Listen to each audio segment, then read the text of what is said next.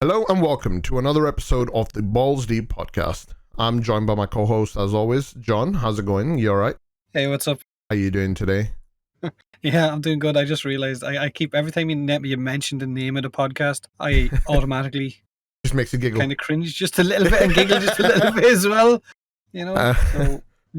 Well, today is a bit of another special episode. We are joined by another guest. I'm sure most of you people know DE Rebecca. Hey, Rebecca, how you doing today? I'm just participating in the international Balls Deep cringe because that was amazing. It's not cringy. It's a play on words, you know, Frozenballz, talking about our childhood and talking about different topics and all that, going balls deep into those conversations. You know, I'll just stop. Never mind. It makes it worse. Yeah, it's poetry. I'll allow it. Yeah. I don't know about poetry. It's kind of clutching at straws. Isn't it? It works. That's all. You know, Todd Howard said it best. It just works. That's all it needs to matter. So, anyway, how you doing today, Rebecca? How's life treating you? You all good? Yeah, I mean, I'm looking out into a cloud-free sky. Feels like the first... Actually, I think it technically is the first day of spring at the time of recording, which means it's only going to get warmer outside and in my... And I remember being in Canada, you guys get all 4 seasons as well. So that's always going to be nice as well. Yeah, the seasonal depression is ending, which is always good. Yeah.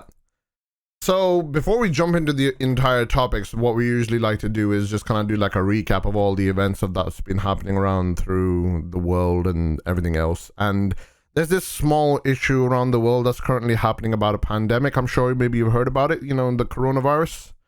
It's kind of popping up here and there. It's kind of disrupting the flow of all the stuff that's happening. You know what? I should probably not joke about this in such a light manner. It's a pretty serious thing. Yeah, it's been kind of crazy with how like the UK is kind of in lockdown. John's, you know, like he mentioned, Ireland's in lockdown. You guys are all working from home at DE as well. Same with a lot of other people. How badly has it hit you guys? On my side, I think it's just we all still have jobs. And as of yesterday, the Canadian government revealed that 500,000 people applied for unemployment this week. So it is fair to say that every single person in Canada has in some way or another been impacted by this. And it's only going to get worse. So I hope you guys are keeping. Yeah, I think we've had about 300,000 just this week alone. And I reckon maybe another 200,000 over the next week. Yeah, so it's a bit crazy. Yeah.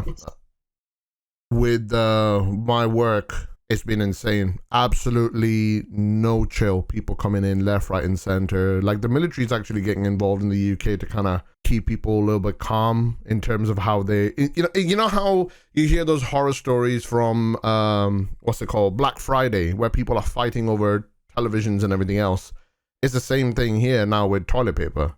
Jesus. So it's like absolutely bonkers, but hopefully, you know, it kind of sorts itself out a little bit as well with the military getting involved. People kind of realize that, you know, it is a serious thing and they kind of start calming down a little bit as well. Just need structure and rules. Like, don't go out unless you have to. Don't go out, isolate in. The world just needs to respond accordingly. Otherwise, every country will have growing tragedies. It's just crazy. Like, I mean, this could be the total, like, are we on the edge of another absolute insanity podcast? It's just, who knows where this is going to go today, but the world is certainly unpredictable. Yeah.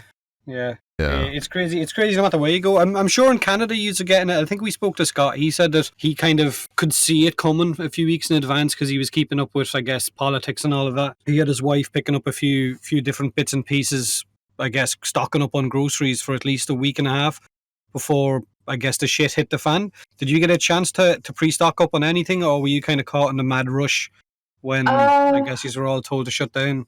Or go home, work from home? It's kind of a mix. I have this really guilty dark secret that I'm actually a prepper, which is like a type of person that has like you got a bunker. Yeah, like I'm not joking. Doomsday prepper. I'm not joking. Like I have a year's supply of clean water tablets, and I've had this for years. Like I have stuff, so I was good, and I just kind of bought more of what I knew I needed for a week of food, but I didn't do like the crazy, like deprive other people of stuff prepping, but because I was already prepared for a year. Yeah. Oops, I'm crazy. Oh. You literally just admitted that you've got a doomsday bunker in the back of your house. You've got all of the required needs for yourself to survive at least 10 years. Nuclear winter, yeah. Yeah, pretty much. I think this is the plot of the movie 10 Cloverfield Lane as well. Like, you know, with his bunker and all the preparation, and he's like, I'm not crazy, there are aliens out there. Pretty much. I mean, the one thing I did buy was more rice, but that's because I'm on like a rice-only lifestyle. So I did buy a lot of rice and canned beans, but I already had that habit quite before a pandemic. So I'm, Yeah, I think there's just a lot of people got caught in the moment of when, I don't know, over here, it was just announced on the Friday, basically, right, schools are shutting now at 3 p.m. today, so pick your kids up and that's it. They're going to be closed for the next 2 weeks at least, possibly for the next 2 months. We'll see. So I think once that happened, everyone just went, quick, get the kids, get to the shop, get everything we need, get home, lock the doors. And it got to the stage where all the shops are kind of ransacked. There was a lot of people kind of fighting the aisles. Everything was sold out pretty much within an hour, 2 hours. And then when shelves were restocked, they kind of were emptied nearly immediately again. And so it kind of was a bit panicky. I'm not sure if you had that kind of moment of, oh shit, quick. Yeah, that did happen. Stuff. Did it? Yeah. Yeah, there was I think it was mostly for toilet paper. And I went to, because I had to go buy sugar for just normal everyday baking, and the flour section was completely depleted. So definitely it happened for sure. I saw a couple, comments on it shouldn't have happened, why this is bad, and what the consequences will be. But it's just a matter of like, do people have enough, and how is the government and the community going to support each other? So scary times. So basically, a lot of people are going to learn how to make bread, basically. Which I am an expert at, so I'm ready. See, with your powers of baking bread and my powers of making curry, we are sorted. It's John who's screwed because he can't eat, curry, and then I don't know. Can you eat bread, John? Dude, do you realize how many fields of potatoes are near me? Do you know how easy it is for me to just jump a hedge? For you, though? I can just jump a hedge, dude, and I'm sorted for a couple of months. Could you jump it though?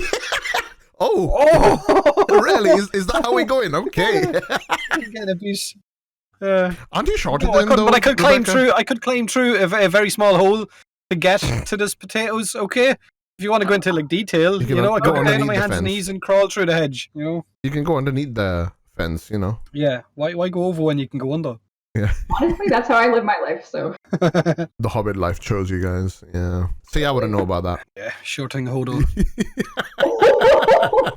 So, this podcast is kind of like talking about your humble beginnings and how you got into DE and how you got into the games industry and all that kind of stuff. So, what did you actually do at university, Rebecca? Like, how did he get into the industry? Right. It's sort of the story of knowing I love video games, but not really being sure how to get involved with them. I studied it's called the MIT FIMS program at Western University here in Canada, which is in London, Ontario, where DE is. And I wrote all of my sort of academic papers about media on video games, whereas a lot of people were writing them about reality TV or social media or whatever. And I just was like, nope, video games is all I'm going to write about. And one of my TAs was very interested in video games and said, can I use these in some of the research you did for XYZ? I said, yes, but may I ask why? And they were like, oh, I actually work at Digital Extremes. And I was like, will you hire me?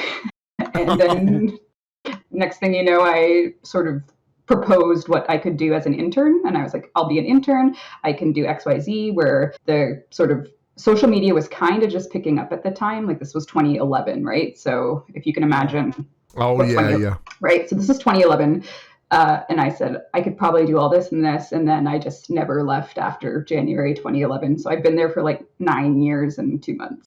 So were you there like at the start of the production of Warframe? Because Warframe is like the beta, so to speak, or when everything was launched was around 2013, wasn't it? Like Oh yeah, I predate. I was there for Star Trek, Darkness 2 launch. So I was there. Warframe didn't start until 2012. Yeah. And so I had already been there a year before Warframe even started. Oh, Did you get to do any lines? Did you get to do any voice lines in the Star Trek? No, that was all. I was very just DE at that time and like not on a specific project. So it was more just like a corporate thing, because like, hey, you guys should have a social media account, and DE should be more like out there because you guys made Unreal, and that's awesome, and Dark Sector and Darkness 2, and like, oh my god, that's going to be great. So, yeah, and since you said social media wasn't really a thing back then, it was good to get feelers out and start as it was starting to grow. Yeah, exactly.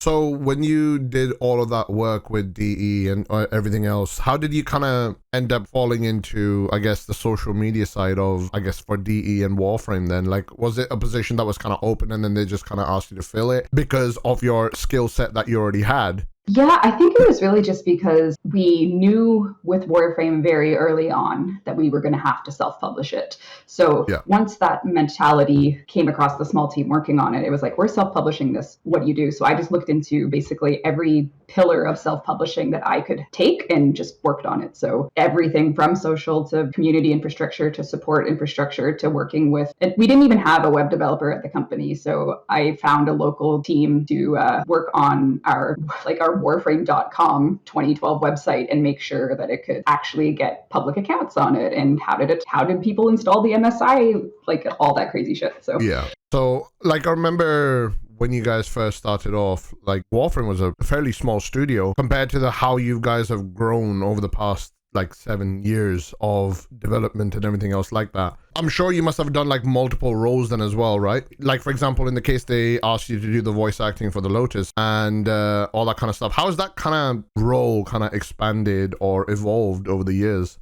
Well, the story of what a day looked like kind of tells that, because I would start my day being like one of the only customer support representatives on Zendesk. And then because like it was me, my friend Katie, who I went to school with, who joined us a PR, and then our VP, and then like Glenn and Steve doing support. And then 10 minutes later, I'd be recording some random low-list missions. And then 20 minutes later, I'd be answering more tickets. And then 30 minutes later, we'd be like, okay, should we make YouTube videos? What should we do? And then 10 minutes later being like, what's actually happening in the game? Like, what's the next update in 20? And it would just be over and over and over. And I mean, nothing has changed, to be clear, but instead of doing support tickets, now I'm just doing like a forum, whatever. But because now we have like a 50-person support team or so. So that doesn't fall on me anymore, but thank goodness for that team. But yeah, I mean, it was just a very scrappy if you can do it, don't ask for permission, just do it because it needs to get done. And you would have, like, Warframe was one of the first, if not possibly the first in Western gaming to do the whole, I guess, early access kind of founder beta kind of thing, weren't they? Yeah, I like to think we were. Yeah, so it must have been weird to be kind of setting that up and trying to get, I guess, founders to help you with self-publishing and with getting the game out there compared to, I guess, going to a publisher and getting them to do it for you. So you're one of the first to do it. How is it, I guess, juggling all of that as well, what you were doing? It was kind of Hail Marys. Imagine being a football team and an American football team, and the only play you know is Hail Mary. Like, you don't know how to do like a tight running play. You don't know how to do anything other than try and throw it for a touchdown in the end zone every time, or you lose the game. So it was just that over and over and over again. Yeah, there was a lot of hit and hope. Yep, exactly. For that aspect of it, it was, making sure online payment and like we could handle doing with a good partner our own online payment systems. What did our admin team need to do to support? Starting to take like a totally different financial approach to this, because before you would just get publisher payouts and whatever and royalties, and then this is all internal. So how do we do this? How do we set this up? Is it secure? Is it are people even going to buy it? So all those things. Yeah, I remember that when you first announced it as well, because the thing is, I remember looking at Warframe back, and I think I've had this conversation with you before as well. It's like before Warframe was out, there was the original trailer of Warframe where there was, I think it was Excalibur, sitting on his knees, and then there are Grineer soldiers coming up behind, and then it kind of shows all those abilities and everything else. It was around that time when Firefall had come out. Warframe was coming out, and I had just moved off from Global Agenda, and I was looking for the next game, which was going to be like Global Agenda.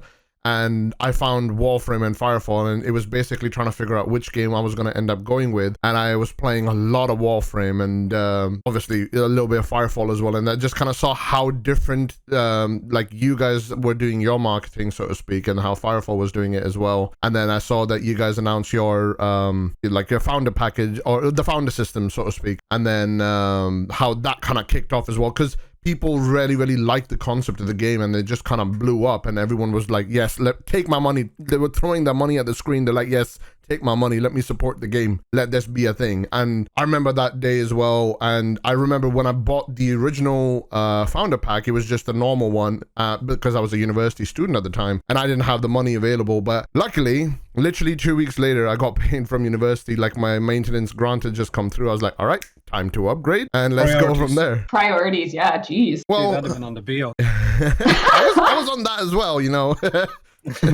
Is this one of those things? Because I stayed at home. I didn't live at university because it was too expensive at the time. So I got to save money there. So yeah. I remember that would have been like 7 years ago, dude. Yeah.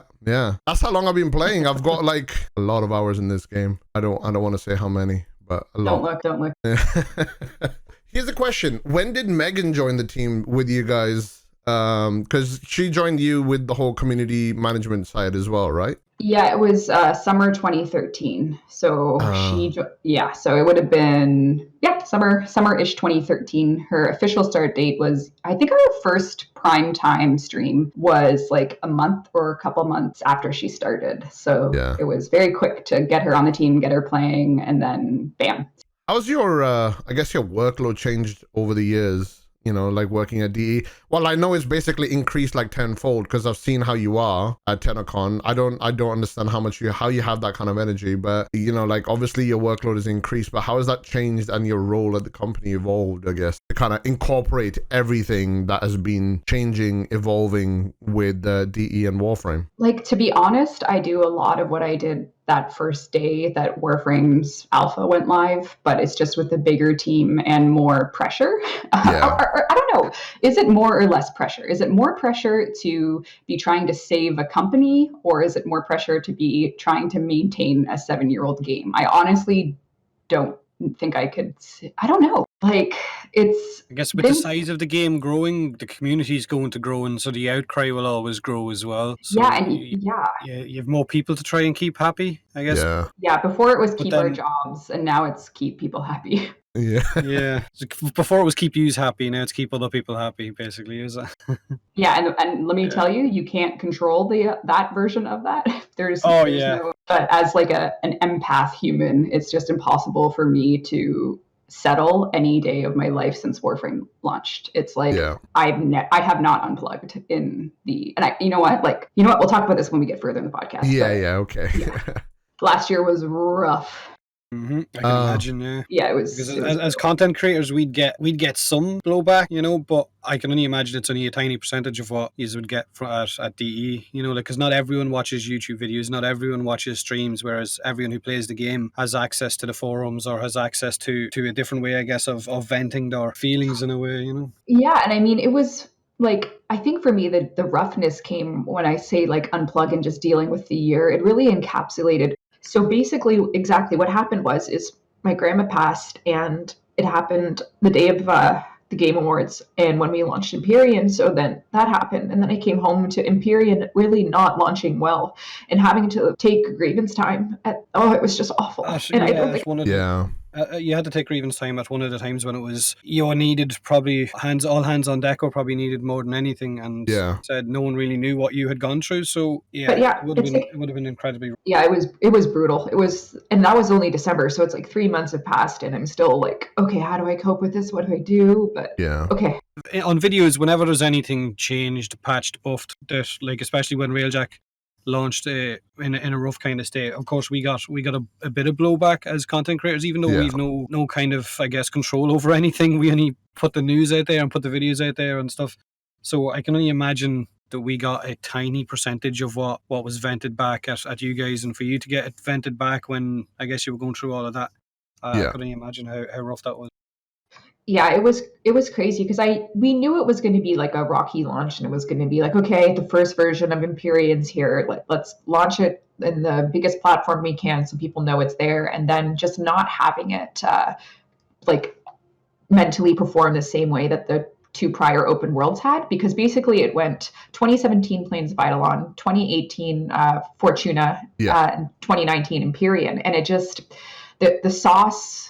Whatever we put in the sauce for this past 5 months just didn't simmer the same way that the others did. And obviously that comes from, what was actually there at launch and how it performed for people quality wise. So we have a huge uphill battle, but it was just the storm of all that happening at that launch just for me was really difficult. And like I said, what's harder, the pressure of keeping your job or the pressure of keeping people happy? Like I definitely have had a really difficult time just with that past 4 months, but I feel Warframe Revised, for example, it's huge. For me, it felt like like I don't really know how to describe this, but I'll try and use some imagery.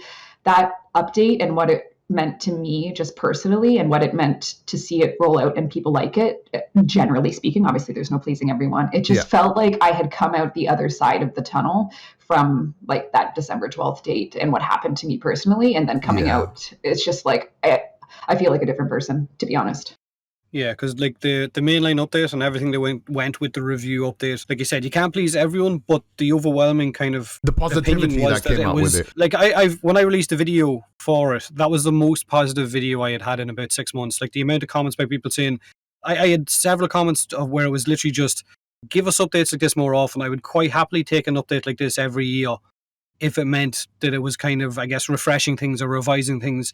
And given, I guess, a lot of the feedback that had been given about armor scaling and all that for years, and for it to be finally addressed and it to be looking as good as it did, it was really fucking positive, So it was nice. Like there was that same positivity on Twitch as well. It wasn't just YouTube. Like obviously, when people came to the stream, there was a lot of people saying in John's stream and my stream, and even other people's streams that I was lurking in as well, just to kind of see people's reactions to it. They were basically saying they're really enjoying Warframe and the revitalization, because like on my stream, people asked me about what the state of Warframe was, this and that, and I used to basically say, look, ultimately, if you want to fix X, you need to fix Y, Z, A, B, C, D as well, and that is not a simple thing. You can't just fix it overnight. You can't fix it over a month or two. It's going to take some time, and this update changed a lot of those aspects. It dealt with armor, shield, HP, it dealt with damage types, it dealt with scaling, it dealt with active gameplay and a solid gameplay loop, and it combined all of that really well, which is why there was such a positive response from people as well. And genuinely, I really enjoyed Warframe as well. We're playing the update, checking out all the new stuff as well, and I was like, you know what, this is what Warframe needed, because there was this case, like I remember this conversation I had with you as well, trying to balance a game where your scale is 0 to infinity is impossible. You need to have a sort of proper scaling for it as well. And now you sort of do, because everyone who plays the game is usually playing up to level 120, 150. And so all of a sudden you focused on that aspect of it and you've made the game fun for those people who are playing it. And, you've got a solid game. You know what I mean?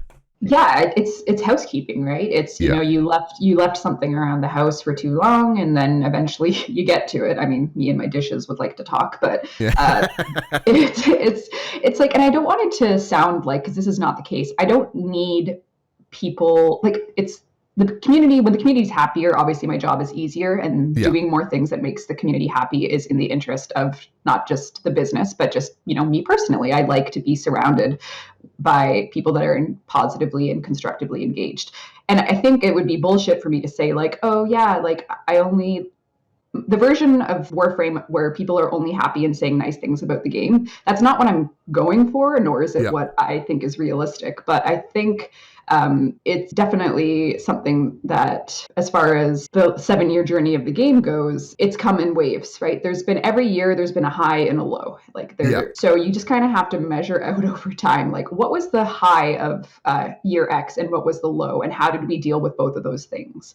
And it's very cyclical. Like I remember in 2013, like the doom and gloom threads of like, this is a sinking ship, get out while you can, D doesn't know what they're doing. And I took it a lot more personally then than I do now, because I know how we recover and how the team work towards the positive next steps, which generally speaking is a surprise and delight to the player base. But it just sometimes takes longer to get there because we either have a bigger team that are working on more ambitious projects. So it's really just about DE constantly, and me constantly finding our footing to deliver the high for what should be consistently. So related to that specifically, I just wanted to ask you, being like one of the biggest faces for DE, and for lack of a better word, the mouth of Sauron for DE. I'm not saying you're evil or anything, but you know, how do you deal with the challenge of like community management and other aspects of it? Because like gamers are dicks. Let's be honest. Like people are absolute knobheads, for lack of a better word. Like some can be. Yeah, me and John have seen enough abuse, and even some keyboard warriors saying some unsavory things to us. However, I'm sure it pales in comparison to some of the vitriol that you guys as game devs face, because you being one of the, you know, community management, so you're literally dealing with all of that head first as well. So does it kind of like take a toll on you mentally, physically, and all that kind of stuff? I think I have a lot of very interesting perspectives of why I just treasure the community work overall, in regardless of the 10 or 12 people per week or whatever that just decide to be hurtful, like they're intentionally trying to hurt. And I mean, there's a lot of good quotes about this. I'm a huge advocate for listening to game devs talk about this, and no one more than Mark Rosewater explains how I feel, because his insight is just legendary. And, you know, he says when he deals with the Magic community, he sees people can do literally two things. It's binary. When they give feedback, are they trying to build up or are they trying to tear down? And it's so easy to separate the community into people that at the end of the day are trying to build up what we're making, or are they trying to tear it down? Yeah. And tearing things down is very punchy. It releases dopamine. You're happy to get your anger out and so on. And you just have to be aware that you're going to deal with that no matter what. And however people convey it, you know, I can deal with that. But my very early in my career, I went to my first E3, and that was the first time I dealt with in-person toxicity, and it was from the industry. And then I went to a consumer event and I dealt with nothing but positivity. So very early on in my career, I experienced such positive. To separate them. Yeah. And I mean, I'm trying to phrase this in a way that doesn't disparage everyone in the industry that I know and love. But like, you know how people are always like, oh, gamers are so toxic and gamers are this. Yeah. Like for me, my first toxicity and like sexism, to be fair, came from the industry. It came from E3. It didn't come from gamers. So like for me, I was like, wow, I don't want to deal with anyone other than gamers. So I was very quickly like, bad first impression in industry, good first impression from community. And that has absolutely laid my airplane runway of why I can sort of deal with the assholes. Yeah. Yeah. See, so you're saying that there's ones that build it up and ones that tear it down. So being, I guess, the head of the community management side of things, you're pretty much got your finger on the pulse. You're able to see people within the community, not the content creators as much, but within the gaming community, you're able to see who's, I guess, separated into those two piles. The people that are just being mean and are looking to tear a game down and have probably stopped playing it a year ago, 2 years ago, and are still following videos and are still following forum threads and Reddit posts and are literally saying all of this stuff just because they want it to fail or they want to tear it down because it's not their thing anymore, as opposed to the gamers who want it to succeed.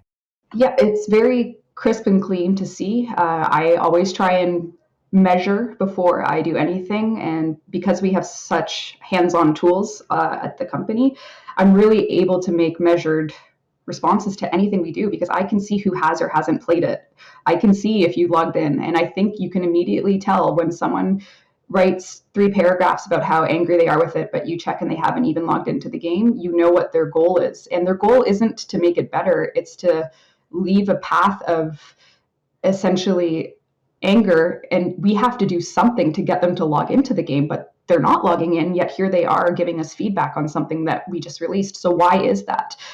So you ask yourself, why would someone spend time writing 3 paragraphs on the forums without having logged in? And you can either look at their history, try and understand when they last logged in, what would have triggered them. And then you can kind of build out these sort of cases of why are they still here? And surely it's because they care at some point. So it's about over time finding something that turns them from a teardown to a build up. And for a lot of people, it's never going to happen. So maybe you ban them after 5 warnings. And for some people, it just took Warframe Revised, or for some people, it'll take Scarlet Spear, or for some people, you never know. Down the road, something else down the road that'll turn them back into a build up. Yeah. 5 chances? God, you guys are so Canadian. You're too polite. I don't give people 1 chance. If someone says something stupid, I just ban them straight away. Maybe we should do like a 1-day purge on their forums where everyone becomes a moderator and can Do it. decide. Make me a moderator. Let me be the bad guy. Let me do it. Let me pull the trigger. YouTube has the kind of shadow ban thing, you know, where if someone leaves a dickhead comment, you can just click the button hide comment, which means they can still see their comment, but no one else can see it. So they don't know that they've been banned. So when they go to YouTube, they can still leave comments on your videos, but no one else sees that shit. Just them. Right. So can you do something like that on the forums? Where you just lump them all onto their own little forum and no one else can see them on the forums, kind of thing? Because isn't there games that do that with hackers as well, where anyone caught hacking is just the only people they can connect to is other hackers? That is, to me, that's the funniest treatment of that, and I love that. And I feel like we probably could, but that's absolutely brilliant for hackers. You know, see, just listening to this aspect of it reminds me of stuff which I've read on Twitter and all that. Because with the whole content creation side of things, I end up following other game developers or streamers or, you know, other people in the industry. Because even though it's the entertainment industry, you end up following them. Because a lot of game developers end up using social media like Twitter a lot. And it's kind of like shared space for us as content creators and game developers as well. And your comment about E3 and like sexism. I remember reading a story about someone talking about exactly that, where they were dealing with sexism at E3 and even at GDC. This was, I think, about 2 or 3 years back. There was a whole, like a massive poll, like a post on Twitter about someone who was being very, very sexist towards like a female game developer. And she posted her thing. She didn't give any names out, but everyone figured it out. And then that person was basically, for lack of a better word, taken out into the garden and shot with words. But, you know. Oh, yeah. Cancelled. Getting canceled. Yeah. And it's kind of crazy to think that, you know, that you would think that living in this day and age where how we have evolved as humanity and, you know, as people, that we would have a little bit better sense how to deal with shit. But ultimately, you still get those absolute idiots, you know? It's just crazy. Oh, yeah. But you're seeing a lot of those out there at the minute. Anyone who's turning around about this whole virus thing and saying, oh, you'll be fine. Just any of them you've seen still going to pubs and bars and going to beaches and going to parties and out and saying, I'll be fine. I'm young, I'm fit, I'm healthy. I don't care about anyone old catching it. It's the same thing. Some people just don't give a shit. Yep. You know? And it's just like, that's the perfect parallel. Is you think people have come far enough to navigate the online world constructively, but then you see what they're doing in the real world and you're just like, holy shit. Yeah, pretty much, yeah. It's worse than I thought. So I don't know, like because we're currently speaking through a pandemic, you can kind of see the best and worst of humanity trying to manage what could be like just devastating to the population and to people's families, and some are managing it well and a lot aren't. But because of social media, you really get to cast a spotlight on the people that aren't. Like if we didn't have our little pocket computers here, we wouldn't be seeing footage of these fools out there, but we also wouldn't be able to stay so connected and stuff. So it's like, you wouldn't have your finger on the pulse of everything that's going on in other countries. Like, you know, my parents don't do any of this, and for me to tell them about all the stuff that's happening in Italy and to be able to show them, you know, because they weren't taking it serious, and I was like, stay in the house, he's not getting out, I'm gonna have to lock the doors. I know. They're like, we'll be fine, I need to go to the shop and I need to talk to this and then I need to talk to that one. I was like, no, look. And I was able to show them, you know, and they were like, right, okay. So now anytime they want it into the house, me and my sisters have to go get it and take it down to them. So it is good in one way, and like you said, bad in the other, because you do get that spotlight shining on all the. Yeah. Wait, I need to phrase that properly. Other people. I was going to say assholes. I don't want to spotlight shot on one of those. No, you don't. No, I think and again, I was having dinner with my mom last night, and both of us said almost like, because we were talking about it. My mom's a nurse, and we were talking about this, and all we said was we were glad Grandma wasn't around to see this, like because she lived through the Depression, and she lived through all those things, and it's just like, seeing another one in the last days of your life, like I just would have been a lot. So I've in the course of this podcast, I've gone from being very upset that my grandma passed to now, you know, making peace that she is not around to see a pandemic. So it's like, funnily enough, you said that, you know, I was having the exact same conversation with my mom literally last week about it, and I said the same thing to my mom, because basically, my second year at university, I basically had 5 deaths in the family, and one of my closest friends passed away. So it was 6 deaths in the space of 6 months while I was doing my dissertation preparation planning to go for like a placement year and all that kind of stuff. And it was stressful. And because you're not only dealing with the stress of the dissertation, you're also dealing with the bereavement side of things and everything else as well. I mean, over time, it makes it a bit easier to deal with it, but it's still there that you've lost all these family members. But like you said, I was saying to my mom, I was like, you know what, I'm happy that she wasn't here to deal with all of this. She's seen the good side of her life. She's seen all of her kids, her grandkids, her great grandkids, and she passed, fairly peacefully. So it's kind of good that she didn't have to deal with this as well. Exactly. Like, it's sad to say, but it feels that grim that that's sort of the version of someone's life that you've known and loved is you have peace that they didn't have to see the world in this state, man. What's going on? Yeah. Young people these days. Am I right? Goddamn kids, get off my lawn. Yeah. You couldn't imagine when the last flu pandemic in the early 1910s and 12s were going around, how people could possibly, I mean, obviously they didn't have commercial air flight and stuff, so it's hard to say, it's not the same world, but people still got devastated. Oh man. That was the Spanish. That was the Spanish flu, wasn't it? Yeah. Ay, guys, what are we going to do? I don't know why. For some reason, I thought you were about to say Spanish omelet. I don't know why. Yeah, the Spanish omelet was deadly, dude. It infected 500 million people, so it did. It was one of the deadliest, according to the website. One of the deadliest epidemics in human history, but this one's looking like it could overtake it. So we'll all be really old when we finally get out of our houses. That's what's going to happen. But I mean, we are all conditioned to be socially in this way. So I think, we are good.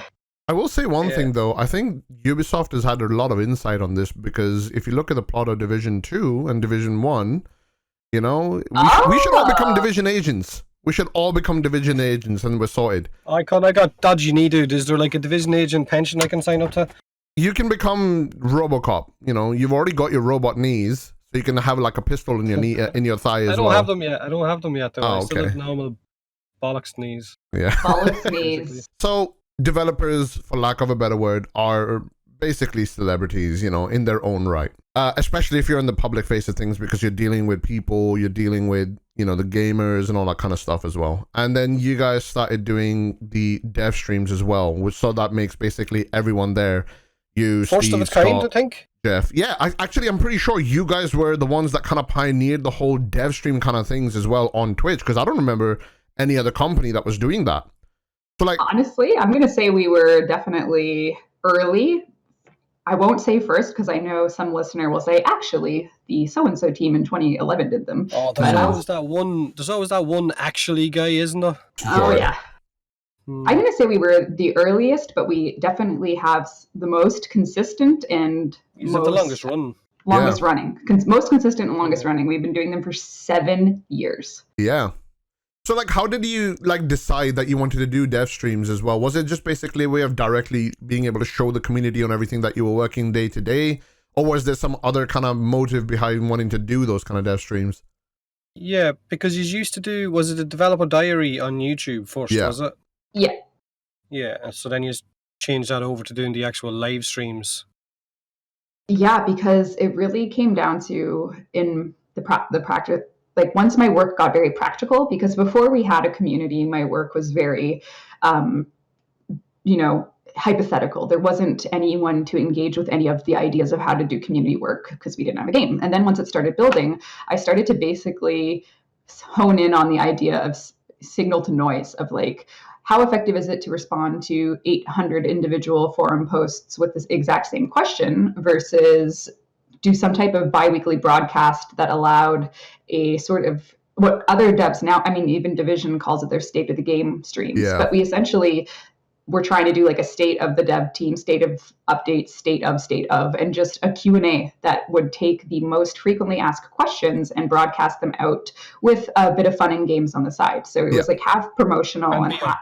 Exactly. So that was it. It was literally optimize the communication channel for the broadest possible reach of the FAQs. That was the core the core nucleus of any dev stream effort. Yeah. None of the guys wanted to do it because they were all very camera shy, and they were. Scott said the exact same thing. we actually had a good thing. Scott was telling us. Was it yesterday we spoke to Scott? Day before yesterday, and he was talking about the first time that Meredith put him in front of the camera and told him to answer questions for some reporter that was there to talk about Warframe. Yeah. And the first thing he was asked, Scott was like, "Yeah, I don't do that. That's not my department." Then he was asked another question. He was like, "Yeah, I don't do that. That's not my department either." So then Meredith came over and goes, "Okay, you don't have to do this anymore," and just tapped him on the back, and he got to walk away. Yep. So, yeah. So have you had any moments like that where you just kind of froze up? No. I think because they like the early dev streams, we were changing things so fast, and it was really hard to decide, like, should we or shouldn't we put the devs on the couch? And I'm really glad we did, for obvious reasons, because I think the nature of our relationships and the way we talk about Warframe and the work we're doing, it allows for people to really feel involved because they are involved. It's very genuine. The everything is very real, and I think ultimately it was the right choice, even though they were really uncomfortable. And getting them out of that comfort zone has allowed, I think, a lot of their quirkiness and passion to show through, not only on the couch, but also just on the team, which you can only hope to have a positive effect. Yeah. I mean, when it comes to like content creation, I know it definitely has taught me a lot about, one, by streaming, I get to deal with so many people. So I've learned how to judge people, like what kind of person he is or she is and how they would fit into the community. That's one of the things which I've had to learn, because especially like, you know, when the PoE event happened, there were like thousands and thousands of people coming through our chat. So like we had to kind of learn how to deal with this, because this wasn't something we had seen before. So, you know, like these were skills which I learned as well. So there are other things which I picked up while streaming, and I'm sure John is the same when he did his YouTubing, and now he does streaming alongside it as well. So, you know, there are things which you picked up. I'm sure it must have been the same with you guys as well, because I remember watching one of the earlier dev streams, one of the first, you know, couple of dev streams. Everyone else was a little bit more on the quieter side, but now when you go on a dev stream, it feels a lot more casual. Everyone jumps into the conversations and talks. Although Jeff still feels like he's a bit shy. Oh, yeah, Jeff is so shy. Yeah.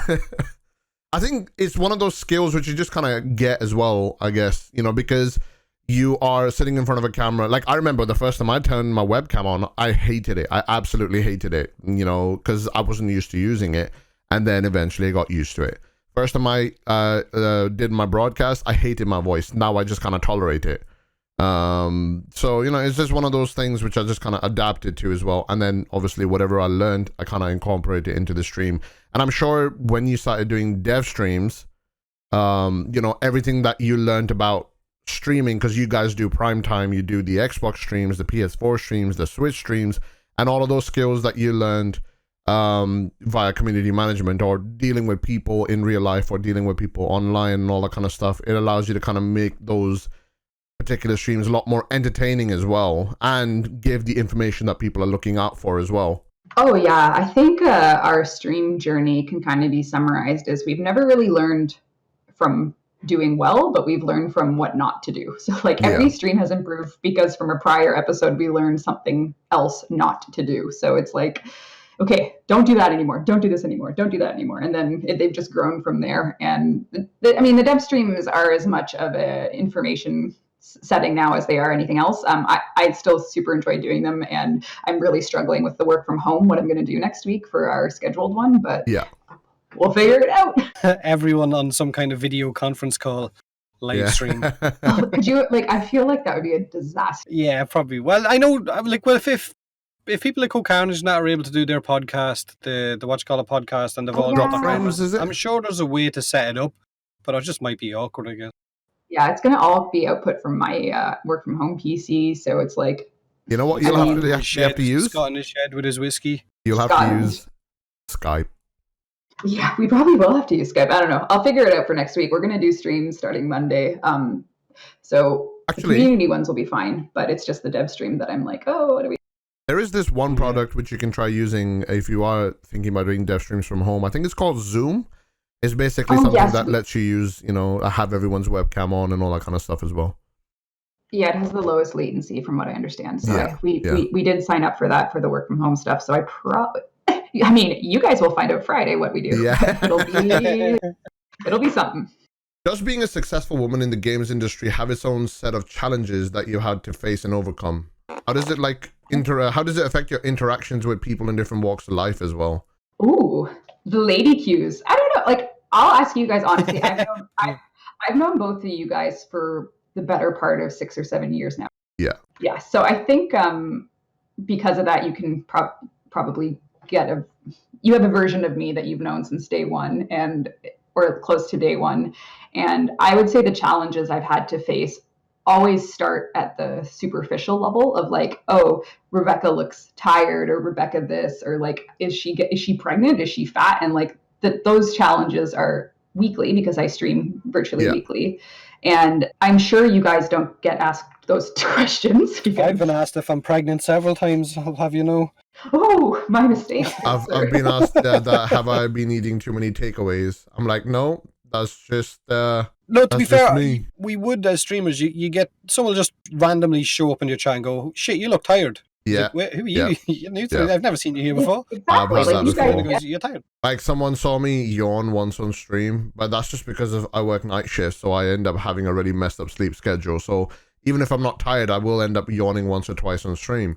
And he's like, oh, he looks so tired. This is really, really dull. I didn't come here to watch this stream because I didn't want to watch a tired streamer. I was like, well, fuck off then, innit? And I just banned him and he got out of there. Yeah, exactly. There you go. So like, imagine now you have that reality, but you're now representing a game, and people will look into you and your state as reflective of the product. Yeah. Because sometimes what will happen is it's like, oh, she looks really tired. Shit must be going bad. Or, oh shit, like has like so-and-so gained weight? Is so-and-so losing weight? Like, you're going to comment on people. It's just what happens. But I think because I am a woman, I have been very, very regimented in my, engagement with any critiques about, like, I do not engage with bad faith critiques about me as a woman.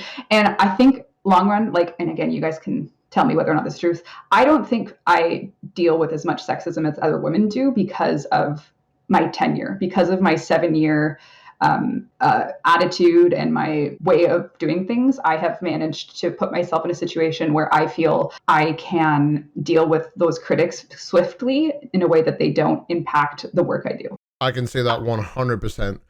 It's weird. I was thinking about that the other day. When I first asked you if you would like to join on the podcast, I was just thinking about this topic in general. And it just came to my mind about the conversations that I've had with you at TennoCon, before TennoCon, and, just in general, like, the conversations that we've had.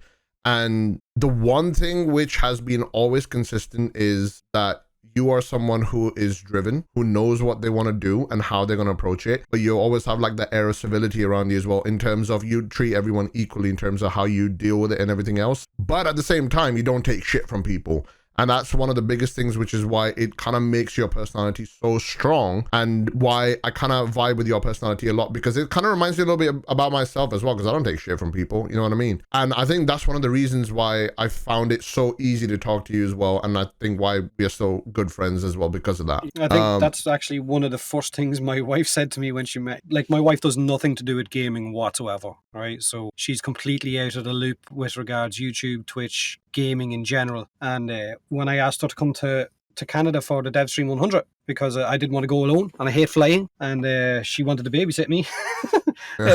When we were going over on the flight, she had said, about who the people were going to meet. And I remember I described the team, to Scott, Jeff, all of yous that were going to be there. And then I mentioned you as well, and how we'd be meeting you. You were going to meet us outside. I think it was the DE Studios at the doorway that time. And when she met you, when we had gone back to the hotel room, she said that she thought you were a very strong kind of personality. That was obviously a woman who knew what she wanted, and that she really liked you. And I was like, good. That was good, because it would have been completely awkward, I guess, if she had been just sitting there going, oh God, I really don't like being here with these people, But it didn't go that way, because she thought she was just going to be left sitting there and no one would interact with her because she doesn't know anything about gaming. But she didn't. She sat there and she had Taylor talking to her, or she had Rebecca talking to her, or some of the others were over talking as well, So she was made to completely feel at home and feel welcome, and she thoroughly enjoyed herself, which is why she went the second time, So I I love her dearly, so I'm very pleased. And I think, like, just speaking to that point, like, I have always felt my womanness and my femininity and just my passion for what I do have been my three biggest strengths. I think if at the end of my career, I can sort of close the book on what I did and say, in my life in the games industry, I made people's lives more entertaining and better and in some way positively impacted them, I will feel like it has a happy ending and it has something I can be really proud of, because it was, when I first started, there weren't there were women in the industry, but even within our own company, I was probably one of 11 women, and now we have over 56, 57. Yeah. So even in that time, like my 9 years, it's just grown and it's been so fantastic. And I think I will the struggle I'll always have will be, is there a right or wrong way to be a woman in the industry? And I second guess myself all the time, but at the end of the day, I think that my work speaks for itself, and I have done everything I could to make it as easy as possible for women to feel comfortable and confident in what they do and not take no for an answer when it comes to anyone questioning them. And I'm really proud of that. You know what? All of the work that you've done directly, indirectly, or everything else that you've done and achieved so far up to this day, I think if you ever second guess yourself, let me just tell you right now, you have no reason to ever second guess yourself, because the work you've put in that I've seen you do and how you've kind of evolved as a person, as a community manager, as, someone who is an inspiration for so many people who maybe want to joining into the games industry. Doesn't matter whether they're male or female or whatever else, it doesn't matter. Point is, what you and a lot of people at DE, which I've seen, and this is one of the reasons why I really, really like you guys as a game studio and people who work there as well, and why I tend to vibe with DE a lot, is because all the work that you do, the work ethic that you guys have, and the way you interact with everyone, it's something I really think this industry could do with more of. Because you hear some of the horror stories from other companies.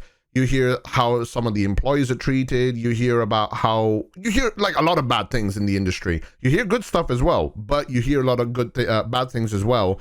And everything that I've observed when I came to TennoCon, when I did the studio tour, when I spoke to other people at DE, my interactions with everyone else as well, and just kind of playing this game and seeing how you interact and deal with the community. Honestly, like, I'm not even saying this to kind of big you up or, anything else like that.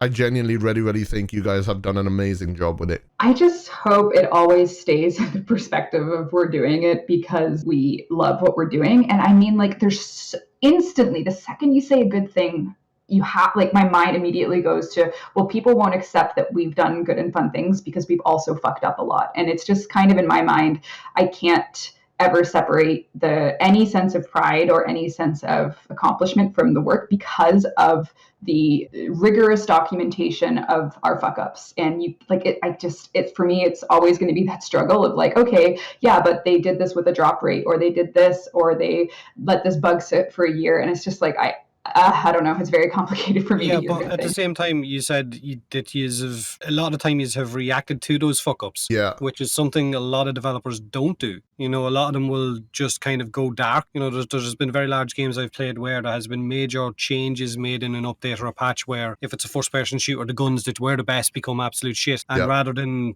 talking to the community and saying, well, right, okay, we fucked up, we did this or we did that, they just go dark for months to the point that the game kind of gets a big hit because of it. Whereas yous have always kind of responded to that negative feedback and responded, whether it's saying, okay, right, we know yous aren't happy, but this is why we're doing it. Like even the patch notes that went up last night, the nerf that's coming to Mage's lockdown. You had so many people straight away going, oh, I can't believe they're nerfing lockdown. It's not that powerful. It's not that bad. And even I didn't realize how fucking powerful it was until I seen you responding to Joey Zero's video earlier. Oh, did you see his video? He is he's on like wave 7 or 8 of Elite Sanctuary Onslaught, and he hasn't killed anything with a weapon. It's just lockdown, and he's 100% efficiency. So he's literally just dashing through enemies to get energy back and killing everything. So that's why it's been changed, but a lot of the community don't know that. They just hear nerf, they just hear change. Yeah. And they don't understand why. Whereas I guarantee the minute they'll see that, it'll be, right, okay. So you've always been very quick to respond and say, okay, we fucked up. This is why we fucked up. This is why we changed it, and this is why it needs to go this way and not stay the way it was. You know, so there's a lot of respect. There's a lot of respect for that more so than going dark. Yeah. To add on to that, I think it's quite plain to see that whatever negativity that you get or any negative feedback or whatever else you get, you usually end up using that as ammunition and as fire under your asses, so to speak, to kind of like, okay, this is a problem, how do we fix this? And that kind of keeps your inspiration flowing, that keeps your motivation flowing as well in order how to improve it. Because you then see, you know, one system that may not have worked a few months down the line, it's been changed, updated, and now all of a sudden it does.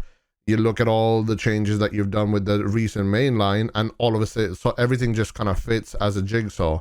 And it, like you said, you know, there's been so much positive feedback coming in from it, like in John's videos and all that kind of stuff as well. So I think mine aren't always positive. Mine can be negative too. Of course, but at times I've kind of fallen into the whole trap of, no, they're taking away my toys. Yeah, you know, but it's fine, like, and that's fine. And like, I don't want people to ever get the impression that like we only want agreeable yes men, because that's not what's gotten Warframe to a 7-year lifespan. Yeah, like it's not that. It's just like the best part of the job and the best part of the game and the best part of, like, let's be real. Like, I started when I was 20 at the company. I'm 29 now. This is all I've known for my adult life is working on Warframe, because I started as an intern, like, and it's truly like it's my longest everything. It's my longest relationship. It, like, even grade school is 1 to 8. This is 9 years. So like, it really is, it's something I care about so deeply and want to succeed so badly that everything I do in good faith. I do with an like, I'm criminally optimistic to the point that it's probably a mental problem, that I'm quite as optimistic as I am. So when things go wrong and when things are on a downward trend, whether it's sentiment or whatever, it's I feel like it's like my duty, and it's my calling to kind of figure out how to complete the cycle to bring it back up again. And so if people are interacting in good faith with that, it is great and we get really good outcomes. But when it becomes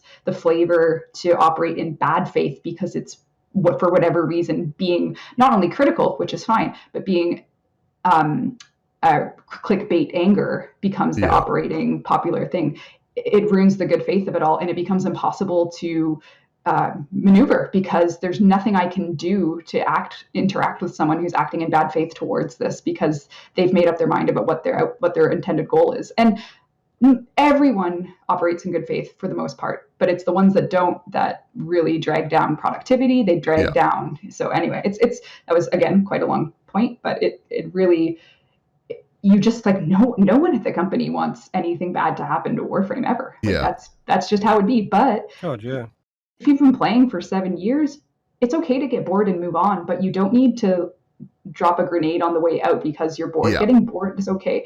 It's unrealistic to imagine a team can entertain you for like 7+ years without you taking breaks, without this, without that. So people just need to realize that if you're bored, it's okay to be bored. You know, on the topic about yes men and everything else, like, I'd like to point out there was a particular dev stream, I can't remember which one it was. There was something you guys were talking about on the dev stream, and I was watching it live as well, because I remember, Rebecca, you responded to me and you came on voice and we had this discussion about what was shown on the dev stream and how I had basically gotten the wrong impression of what you guys had mentioned on the dev stream. Like, it wasn't like I was being negative. I was saying, like, this isn't a good change, this needs to be fixed, this needs to be this and that. And I remember, Rebecca, you responded straight away and sent me a DM saying, you want to come on voice real quickly, just kind of hash through what's going on, this and that.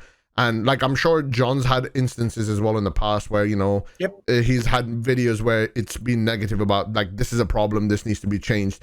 But ultimately, there's a way to approach all these things. Like, if you say something is a problem, you know, tell why the problem exists, what it could be done to kind of fix it, so to speak. And even if you don't have a solution, just point out it is a problem. But basically saying, I hate this fucking thing, I want you all to die because you ruined my game. You know what? That's not really productive. And when someone does something like that, you know, like you said, it basically does more damage than actually kind of helping you guys or the game or the community as well. It has like a knock-on effect on all of them.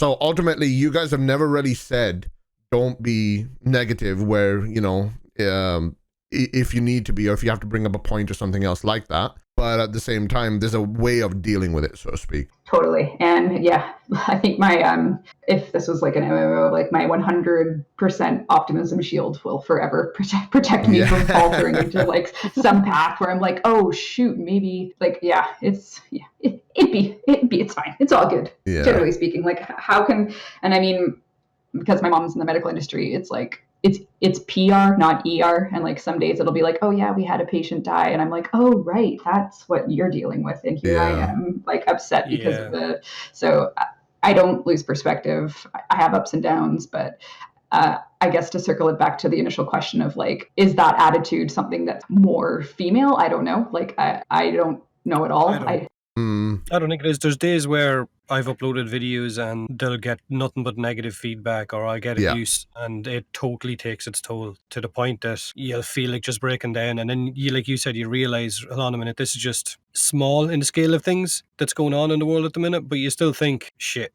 you know, it does play a part in kind of breaking you down bit by bit. So it's kind of for a lot of people have it as Yeah. And you guys are independent, so what I'm about to say may sound, I don't know the word, but because I have benefits at work, I'm able to use them to treat whatever I feel like I'm dealing with. So in the time I've been at the company, they've doubled their mental health benefits so that we can just seek more, for me, more therapy, because I've turned to professional help to deal with all this, because you can't let it ruin your life, I think. And I think a lot of people can really slip into a negative feedback loop where, because they're 24/7 exposed to negativity on the internet for what is essentially their life's work, it's like, how do you deal with that in a way that is constructive? So, I mean, I would advocate every single person I know go to therapy, whether or not they work with me, because it's so helpful. But therapy has honestly been a game changer for me to talk through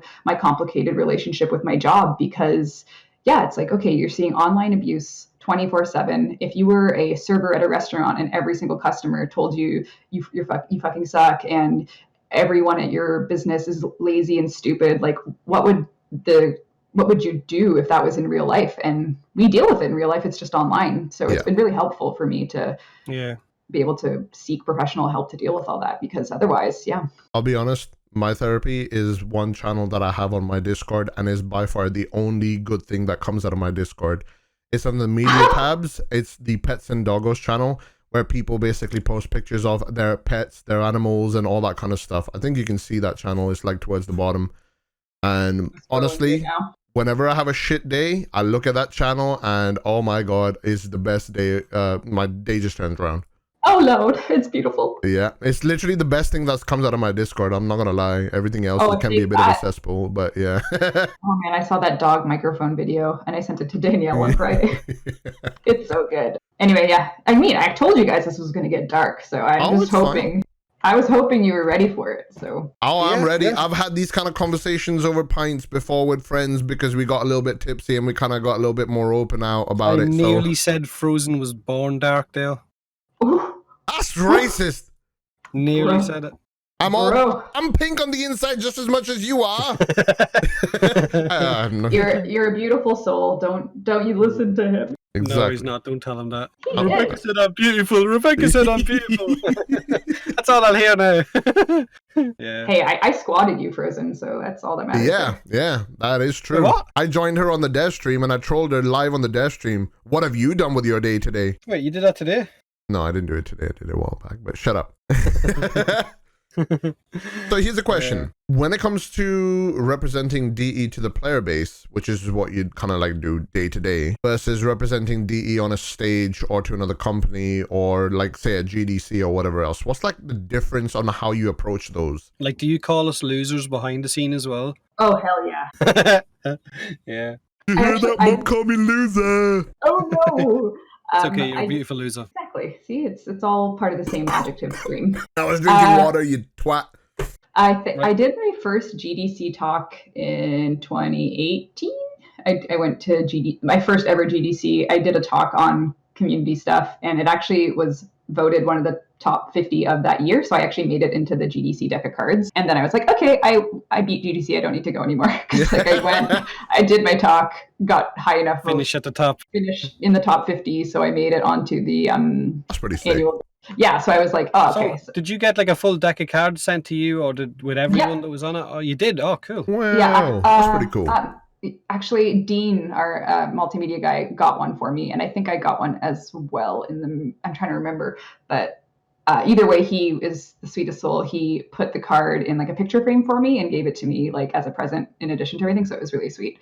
But it's the same. Like the version you see of me live is every platform I represent the company on, or just life on. It's the same. I think the only difference is sometimes I'm a little quieter because like I have to recharge a little bit at home sometimes, but like otherwise it's go, go, go. I'm not gonna lie, Dean is sick. He is one of the most chill individuals I've met, and I loved every bit of my conversations with him last year at TennoCon. Well, the year before at TennoCon. Yeah, he's super chill, and he's the biggest nerd on the planet. So yeah, he is really, really fun to talk to. He did talk last year, but I don't know because they canceled GDC. I don't know how he'll find out about the state of it. Not that it matters, but he did a talk on our live stream production. So he went and he.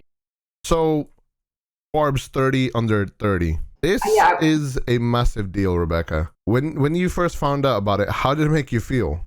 I have to first. The story begins with our PR team actually suggesting that we nominate me and say like, hey, we should do this. And I fully trusted their experience, and I was like, okay, like I really don't want to set myself up for disappointment or set myself up for like something crazy, so let's just do it. And they were really helpful in that process, Mark and Doug. And then days went by, weeks went by, months went by. We kept correspondence open for any follow-up questions, and then the day came where it got announced, and I found out when it went live, and it was just like I don't know, like it kind of changed everything in my mind, but also nothing, because it meant to me like, yes, okay, we are making something powerful here. And that's kind of where it landed with me most of all.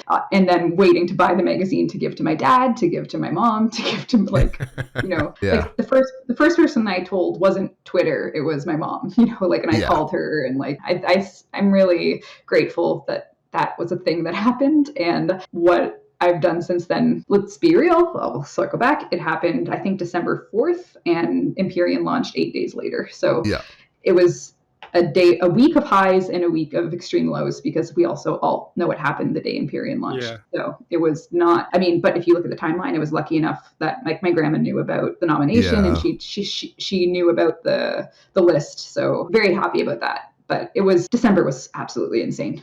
Yeah.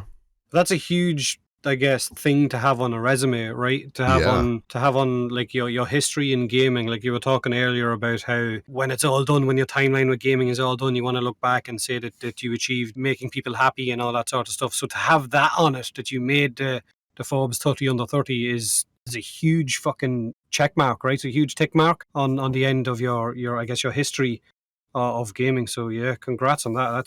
It's massive. I think it's all of us are on that list with the way my mind works. It's like, if I'm there, we're all there, because there is no me without the community. So it's like, we made the list is certainly my version of it, because that's really how it is. Like, no one would give a shit about anything we've done if the community wasn't standing there with me. So that's kind of my group. It's our group. I'll be honest, when I first saw that on Twitter, like, I was obviously happy that you actually got it, but I wasn't kind of surprised that you actually got it, considering, like, going back to what I said about, how you have grown as a community manager, as a person and everything else, and your work ethic and everything else. It sort of makes sense that, you would have been nominated for it, because, and the fact that you actually were put on that list as well, it kind of all sort of fits together into that massive jigsaw of life, so to speak. And, I guess that basically being on that list quantifies it, I suppose. Basically says that this is a person's characteristic, and all of those things that they've done, this is basically an a validation of that person, their characteristic, how they act, how they do everything else, etc.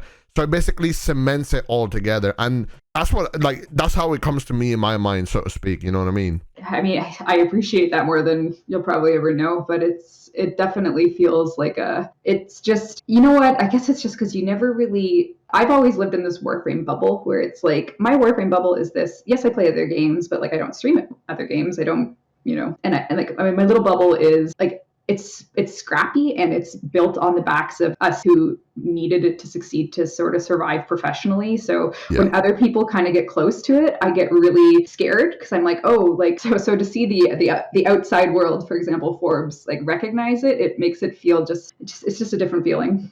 It's a new feeling because it doesn't happen often as well. So I should add that. You should be wearing a badge every day. Yes. You should have a big massive badge that just says 30 under 30 and just keep it on you for life. To be clear, yes. No one has bullied me more about it than my coworkers. To be extremely clear, like the gratitude you guys are giving me is the first, because it's like they rub your nose in it. They're like, oh yeah, look at Mrs. 30 under 30. Yeah, like I'm not joking. Like the mockery has just been, and then they'll say like, oh, by the way, I am actually proud of you. But then the mockery will just continue, and then but by the way, like that's super great, and I'm so happy for you. That's how good friends are. Yeah, that's how good friends are. That's a sign of friends. You know, if they didn't do that, and they just kissed your arse, and they just said all nice things and nothing mean, then they're not friends, are they? Yeah. I mean, honestly, friends are the people who poke fun at you and tell you like as it is, and then joke about it, kind of thing. So. You are 100% correct. If I didn't get bullied every dev stream, you guys would think something was up, because that's how we'll be able to tell if you're stressed at that more than anything. If you're not being bullied. Yeah, exactly. It's like it's the forecast of. You'll have to cut that bit out now because. Yeah, but it's he's into it. That's it. Yeah. It's so true though. It's like the more fun you can have with what you're doing, then the better it is. But it's real. It's real. Like I mean, speaking, we've essentially only been retrospective in this conversation of like what's happened, how have we dealt with it, and I think the biggest obstacle and like what I'm kind of scared to talk about is what's going to happen in 2020, the rest of the year, because everyone's kind of in the same earth-shattering life changes with the pandemic, and we have a game to support and develop, and I don't know how, when Scarlet Spear launches next week, like what, how will people respond to it? What will the qualitative feedback be that comes in? And like, how will we cope with it to move forward with everything else we've promised? And I think like, that's going to be the challenge of the year, and my optimism will lead the way. Yeah. Yeah. Because you cross that bridge when you come to it. Yeah. Well, the thing is, a lot of people are quarantined, or a lot of people are doing the whole isolation. Schools closed out, so there should be plenty for people to do for Warframe players to actually do, which will be nice. Exactly, and I think it'll be great. Like I actually, before this call, I was doing a test run of it, and there was like a crash or two, so we had to fix that today. But like the scope of it, it's you just have to wonder like. The people that have sort of have nostalgia for the world state changes of past events, like will they be satisfied from this? Because it is that it's back, it's hidden, but is it going to be? Where will people's headspace be when they're playing it, that they can have fun, or will they just not? I don't know. I mean, I love it. Super fun. It's going to be absolutely wild to watch this unfold. It's basically a 40-person like coordinated MMO dungeon. So we'll see if people like that. Yeah, but it'll be good. It'll be a kind of knockback to what we used to do with some of the older events, which will be great. Yeah. Hell yeah. Hopefully. Right, go on. Let's talk about Rebecca's desire for cooking, her addiction to cooking. Yes. Oh, hobbies keep the mind sane. Yeah. How did you get into it? Boredom. No. I like making things. Prepping for doomsday. There you go. I'm actually working on some when the fresh fruit market's open in a couple of months. I'm gonna make some jams. I want to really get into jarring and jamming, so that'll. Well, what kind of jam? I'm gonna start with strawberry, because those are the first on my list of delicious flavors, and then I'll make a chutney, Frozen? You should definitely do one. Actually, you know what? I convinced my mom to make like a mango chutney the other day, and she's finally made it, and it is glorious. I really wish I could send you it, because it's really, really good. But you know what? I can write on the recipe for you if you would be interested. I love mango chutney recipe. Oh my god, it just looks chutney is so damn good. I agree. See, I actually got into cooking when I was at university, and I did not want to be one of those students that resulted in eating beans on toast, because beans on toast are very bland, and I would rather off myself than eat that shit every day. So I said to my mom, hey, mom, and teach me some Indian cooking, because I'd rather do that as opposed to eating some bland food. So she started teaching me how to make like most of the Indian recipes that she taught me, like your traditional ones, tend to be vegetarian, and they're not actually that spicy. Like the whole spicy food and the meat-based curries and everything else, that's more to do with like the UK culture appropriating it and then becoming part of the curry houses and everything else. Traditional Indian food is for the most part vegetarian. So like she taught me a bunch of different things on how to make that, and as well, and she, you know what she said to me, she goes, ultimately most of the stuff which you end up cooking ends up having the same sort of base, so if you can perfect that base, everything else will come out perfect. And I've been trying to practice and perfect that base. It took me about 4 or 5 years because I wasn't cooking as often, but until the past 3 years where I started cooking a little bit more regularly, so I kind of have, you know, how to make that base perfect. So now what you're saying is, right, it's all about that base, no it's trouble. About that base, exactly. That's what I got from that. Rebecca, do you want to join as a permanent co-host? Sign me right up. I love it. Man, I'm actually starving right now too. So that was like you talking about perfect curry dishes and everything. Oh, it's so good. And I don't even know when the next time. Actually, I could make some. We made a chickpea curry, chickpea and spinach curry the other day, which was by my mom. I remember when I spoke to you the first time at TennoCon. Actually, no, Tenno Live in Birmingham when you guys came to that very, very, dodgy part of Birmingham, which I remember. Oh, that was such a dodgy place. But the actual party itself was great, but that neighborhood was a little bit rough. It can be that way sometimes. Yeah. It was still fun, though. I actually enjoyed that. That was actually a really fun time, because that was also the time when you were casually deadlifting people at the party as well, which was quite funny. And people were like, Rebecca can't pick people up. And then she's just casually deadlifting them. It's like, look at me. I am the captain now.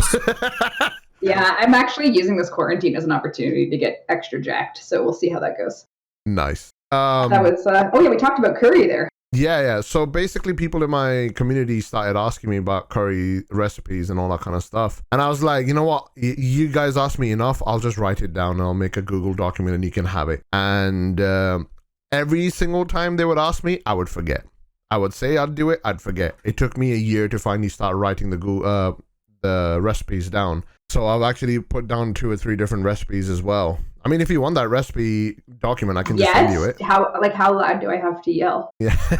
To whom do I scream loudly to achieve this recipe? You can just scream in my general direction, and it shall be in your PM. My mom sent me a recipe this morning. She's in the state of mind that she's looking at Great Depression recipes, how to cook with no food. And I'm like, well, let's just take it day by day. Yeah. You don't need to worry about that because you've been stockpiling for years. So exactly, right. You go down into the bunker and get your 60-year-old tin of beans. Hey, I have I'll itemize my bag for you. It's like I can survive. I'm good. I have water is the most important thing. So I have 2 life straws and I have like probably a year's worth of water purification tablets. And then I have like 6 books for like every walk of life and season. And then the food, of course. And then, it's just good to go. And I live on water, so I can just hop in a canoe and drink the water around me with my pellets and life's good. Nothing. So here's a question. You have a canoe? I do. I was about to ask that, but yeah, I was like, okay, fair enough. I can now just picture you just sailing off with your tablets, just sailing off into the sunset with your canoe while paddling off into the sunset. If it gets that bad, they'll call me the witch in the canoe, and then they'll just see me paddling along the shore. You know, all of that doomsday preparation that you've done, how long does all of that food and supplies actually keep, and how often would you have to replace them then? In theory, never, but that's just what YouTube tells me. I don't know if it's actually true. I have I have lots, but I don't have that much. Have you ever seen any of the YouTube, for some weird reason, recommended a video to me the other day of a guy eating an MRE pack? Yep, I know. The Munchies one, wasn't it? Yeah, it was like from 1916 something. Oh, yes. Pack from 1969 Vietnam meal combat sea ration, and it's spaghetti, and he's eating it. YouTube. And it's still good. It looks horrible though. Oh. It looks pretty rank, to be honest. Not gonna lie, it looks horrible. I don't know what it is about YouTube. It keeps giving me the most random recommendations. First, it was Hell's Kitchen. Then it was some guy sharpening knives. Then it was some person training their dog. Then it was some primitive building guys. Like there were these Indonesian skinny lads who were like properly jacked, who were basically digging holes in the ground. With muck, building it with muck and reed. Yeah. They would just dig these holes in the ground, and then they would use water and mud, and then they would basically turn that into like sort of cement. Yeah, but the holes in the ground. What happens if it floods? Yeah, I know, that's what I was thinking as well. They'd be dead. Yeah, we got up a mountain to do it. It's still pretty good though. Yeah, like watching it's all weird that YouTube stuff. though. Yeah, I know. YouTube is random with the recommendations. Oh, it's all over the place. It's amazing though. Yeah. So one last question for you. You know, when it comes to food, like we're talking about that, I know we've had this conversation before, but how spicy can you handle your food? On a scale of 1 to holy shit, get me out of this building. Let's go with an 8 out of 10. I tried to do. I don't know if you guys know the restaurant Momofuku, I think it's called. Yes, they have, I've heard of that one.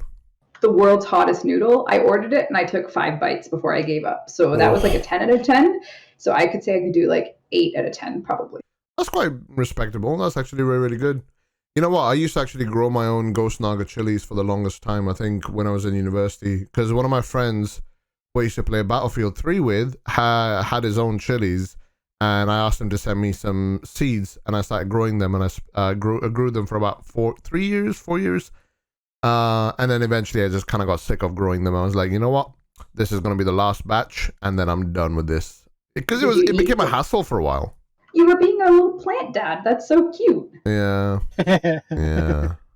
Honestly, get a little garden. No, you're not cutting that out. No, that's staying. Yeah, that's I'm going to call you that from now on. What, plant dad? Plant dad. Little plant dad. Little plant dad. Rebecca said I'm beautiful. Hey now, you are beautiful no matter what they say. You heard it, John. Shut up. But yeah, I think that's about it. I think it wraps up the podcast really, really nicely, actually. Sweet. I was going to give John some abuse because he can't actually handle spicy food, but I already do that quite often. I can handle spicy food, dude. You're a dickhead. You went to a curry house and you had a korma. Korma's like what? That's like baby vomit. Hold on a minute, dude. Right. I went to an Indian curry house 2 days after I had heart surgery, and I got non-spicy food. Don't give me the heart surgery bullshit. I didn't want to have spicy food, so I got a korma. Don't give me this heart surgery bullshit. You couldn't handle spicy food before that either. I can, dude. I had that. What was it? That Mr. lemon Yogurt. Thing. Lemon and herb. Get out of here. Oh my God, boys, please, gentlemen, this is a family-friendly podcast. There's nothing family-friendly about this. And you know what the worst thing I is? think my spice level is probably somewhere around a 5. To be honest with you, that's pretty respectable. Like I think 4 or 5. There wouldn't be. I'm going to be the straight man in this argument and say Frozen's just mocking you because he's your friend, as we've already learned. That is the sign of true friendship. And I'm going to say I can eat spicier. What are you giggling for? That was a good way of just saying get fucked, Frozen. Yeah. your abuse means nothing. Yeah, pretty much. Well, thank you very much for joining us, Rebecca. Yeah.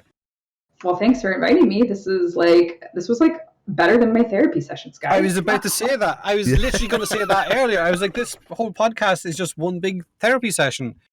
Totally. So yeah. So thanks for sharing stuff with us as well. Yeah. Again, thank you very much for joining for the podcast, Rebecca. It's been really, really nice having you and all the conversations as well about, your insight about the industry and everything else as well. Is there anything that you would like to end? Any final notes or anything else? Be excellent to each other is always the way. Did you steal that from Kevin? I stole that from the Bible, yo. Okay, because you know what? I've been listening to Professor Broman's podcast at work as well. And in one of the episodes, it was Broman and Kevin, and that's how he ended the podcast as well. So I figured maybe... I'm pretty sure that's Bill and Ted. It could be Bill and Ted. I don't know. I've never seen Bill and Ted. It's Bill and Ted. What? And the Bible. I grew up in India where I thought Scrooge McDuck was Indian instead of Scottish. Okay, let's just wrap it up. Wrap it up. Yeah, oh boy. I would love to see Indian Scrooge McDuck. That sounds amazing. I'll send you a link later. All right, okay. Recipe and Indian Scrooge McDuck, please. And Shakti Man.